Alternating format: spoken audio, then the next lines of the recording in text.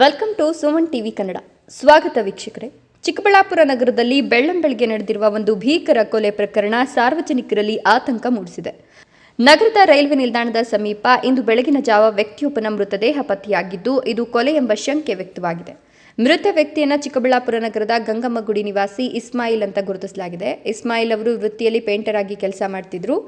ಪ್ರತಿದಿನದಂತೆ ತಮ್ಮ ಕೆಲಸ ಮಾಡಿಕೊಂಡು ಜೀವನ ಸಾಗಿಸುತ್ತಿದ್ದ ವ್ಯಕ್ತಿಯ ಜೀವನ ಹೀಗೆ ದಾರುಣವಾಗಿ ಅಂತ್ಯಗೊಂಡಿರುವುದು ಕುಟುಂಬಸ್ಥರು ಹಾಗೂ ಸ್ಥಳೀಯರಿಗೆ ಆಘಾತ ತಂದಿದೆ. ಪ್ರಾಥಮಿಕ ಮಾಹಿತಿ ಪ್ರಕಾರ ಇಸ್ಮಾಯಿಲ್ ಅವರನ್ನು ರಾತ್ರಿ ವೇಳೆ ದುಷ್ಕರ್ಮಿಗಳು ಕೊಲೆ ಮಾಡಿ ಸ್ಥಳದಿಂದ ಪರಾರಿಯಾಗಿರುವ ಶಂಕೆ ವ್ಯಕ್ತವಾಗಿದೆ. ಮೃತದೇಹದ ಸ್ಥಿತಿಯನ್ನು ಗಮನಿಸಿದಾಗ ಇದು ಸಹಜ ಸಾವಲ್ಲ, ಕೊಲೆ ಎಂಬ ಅನುಮಾನ ಪೊಲೀಸರಿಗೆ ಮೂಡಿದೆ.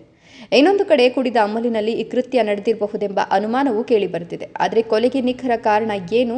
ವೈಯಕ್ತಿಕ ದ್ವೇಷವೇ, ಹಣಕಾಸಿನ ವಿಚಾರವೇ ಅಥವಾ ಬೇರೆ ಯಾವುದೇ ಕಾರಣ ಇದೆಯಾ ಅನ್ನೋದು ಇನ್ನೂ ಸ್ಪಷ್ಟವಾಗಿಲ್ಲ. ಘಟನೆಯ ಮಾಹಿತಿ ತಿಳಿದಿದ್ದಂತೆ ಚಿಕ್ಕಬಳ್ಳಾಪುರ ಡಿವೈಎಸ್ಪಿ ಹಾಗೂ ನಗರ ಠಾಣೆ ಪೊಲೀಸರು ಸ್ಥಳಕ್ಕೆ ಭೇಟಿ ನೀಡಿ ಪರಿಶೀಲನೆ ನಡೆಸಿದ್ದಾರೆ.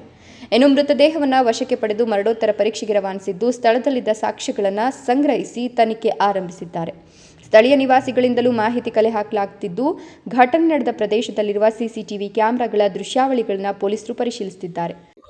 ನೈಟ್ 8:30 ಮನೆಗೆ ಬಂದಿದ್ದು, 8:30 ಮನೆ ಬಿಟ್ಟಿದ್ದು ಅವನು. ನೈಟ್ 10 ಗಂಟೆ 11 ಗಂಟೆಗೆ ಬಂದ್ಬಿಡವನು. ಇವತ್ತು ನೈಟ್ ಏನಾಗಿದೆ, ಅಲ್ಲಿ ರೈಲ್ವೆ ಸ್ಟೇಷನ್ ಹತ್ರ ಹೆಣ ಆಗಿ ಬಿದ್ದವನೆ. ಕಲ್ಲಲ್ಲಿ ಚಚ್ಚಿ ಹೊಡೆದಿದ್ದಾರೆ.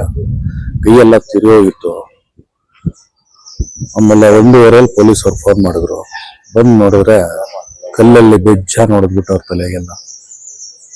ಸ್ಪಾಟ್ ಆಗ್ಬಿಟ್ಟವ್ರೆ. ಪೈಂಟ್ ಕೆಲಸ ಮಾಡ್ತಾ ಇದ್ದ. ಒಂದು ಗಂಗಮ್ಮಡಿ ರೋಡ್, ವಾರ್ಡ್ ನಂಬರ್ 9. ಮದುವೆ ಇಲ್ಲ, ಇನ್ನು 27 ವರ್ಷ ಅವನಿಗೆ. ಚೆನ್ನಾಗಿದ್ದ. ಅವನ ಪಾಡಿಗೆ ಅವ್ನು ಕುಡ್ಕೊಂಡ ಮನೆಗೆ ಬರೋನು ಹೋಗೋನು, ಜೊತೆಗಳಲ್ಲಿ ಸೇರ್ತಾ ಇರ್ಲಿಲ್ಲ.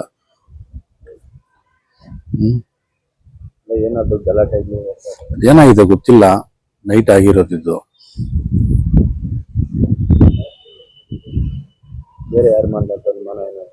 ಆತರ ಏನು ಗೊತ್ತಿಲ್ಲ. ಇಸ್ಮಾಯಿಲ್ ಬಾಷಾ, ಖಾಜಾ ಉಸ್ಮಾನ್.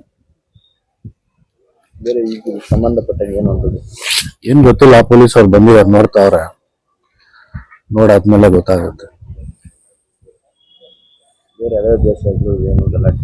ಅಂತರ ಏನು ಗೊತ್ತಿಲ್ಲ.